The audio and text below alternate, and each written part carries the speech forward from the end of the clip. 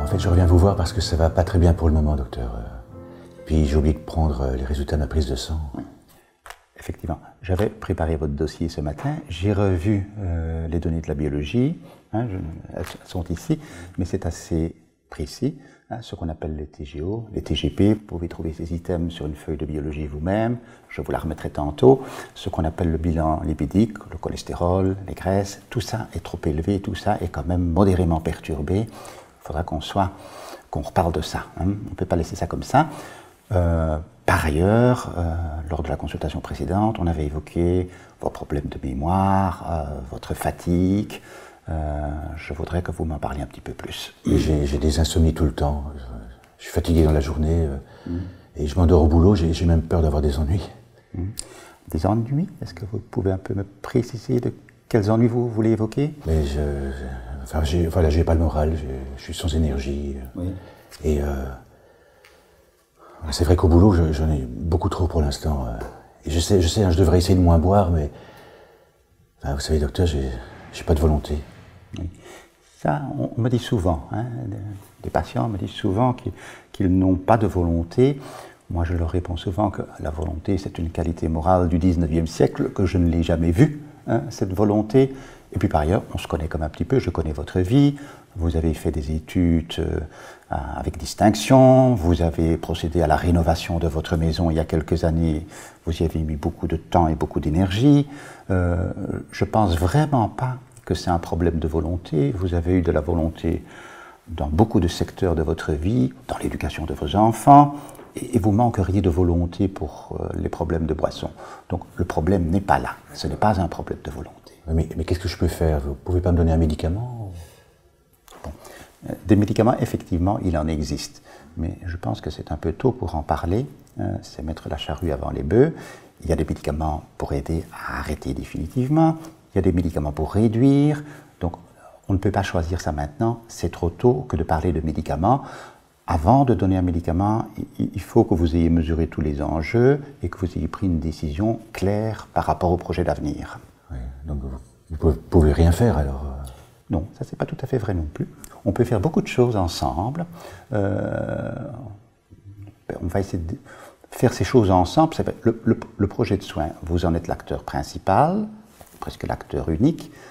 Donc, le médecin peut vous aider dans cette réflexion. Finalement, ça débouche sur une espèce d'alliance. Donc, le traitement, c'est avancer ainsi. Et le traitement, notamment, si les médicaments, ce n'est pas la première chose dont il faut parler, la première chose dont il faut parler, c'est peut-être ce qui pousse à boire. Ce qui pousse à boire.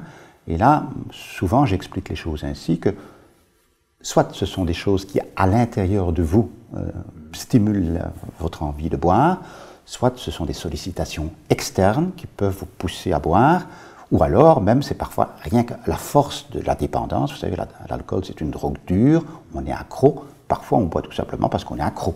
D'accord, mais moi, je ne comprends pas bien ce qui peut venir de moi, parce que j'ai envie de moins boire. Oui. Souvent, les personnes elles-mêmes ne savent pas très bien ce qui se passe à l'intérieur d'elles-mêmes.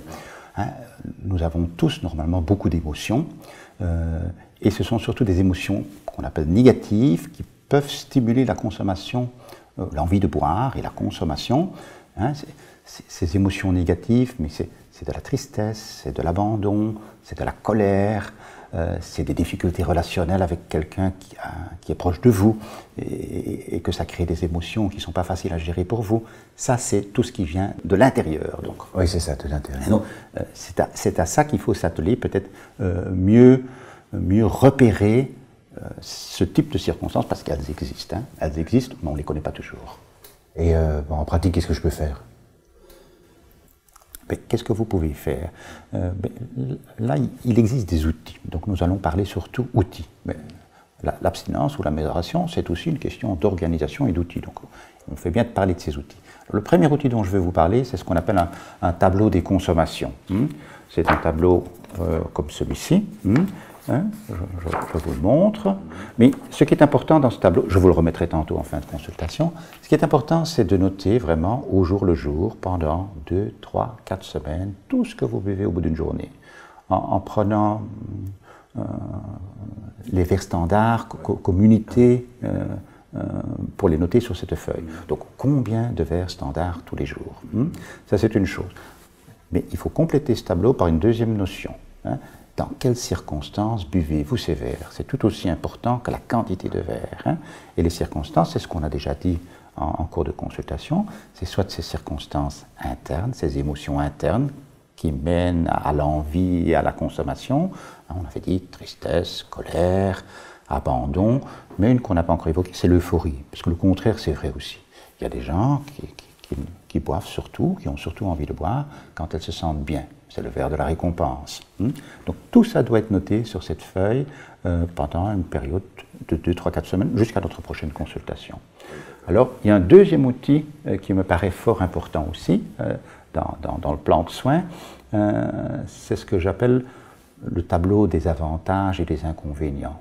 En fait, il s'agit de répertorier vraiment les avantages et les inconvénients si vous continuez à boire, mais notez aussi les avantages et les inconvénients si vous arrêtez de boire. Donc, c'est un tableau en 4 parties.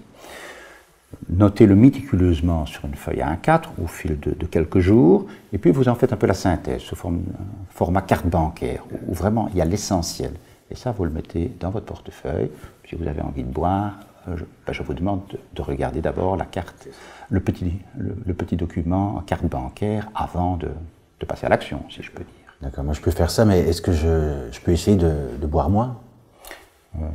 Je vois que vous êtes déterminé et que vous voulez déjà boire moins, ce qui est une bonne idée en tant que tel. Si vous arrivez à boire la moitié, je ne peux que vous féliciter, mais c'est peut-être pas l'essentiel aujourd'hui de savoir que vous allez boire la moitié demain. L'essentiel, c'est d'avancer dans ce plan de soins et alors, à la prochaine consultation, on décide, j'arrête, je n'ai pas choisi cette option et je veux modérer ma consommation. Mais d'abord, bien fixer une option avant de passer à l'action, si je peux dire. Mais si vous arrivez à réduire de moitié, moi je vous félicite par avance. Oui, docteur. Le simple fait de proposer un accompagnement caractérisé par l'empathie et une attitude de non-jugement permet au patient de progresser dans son cheminement. Il s'agit de soutenir le patient en se souvenant que la résistance au changement est une phase normale chez tout patient qui va devoir effectuer un changement de comportement. Les outils d'aide à la motivation doivent être proposés aux patients. L'entretien de type motivationnel permet à l'alliance thérapeutique d'émerger. Cet entretien se fait avec le patient. Il est néanmoins clairement directif et vise à un changement du comportement de consommation. C'est développer, exploiter, voire susciter l'ambivalence naturelle du patient. En conclusion, un soignant bien formé est très efficace.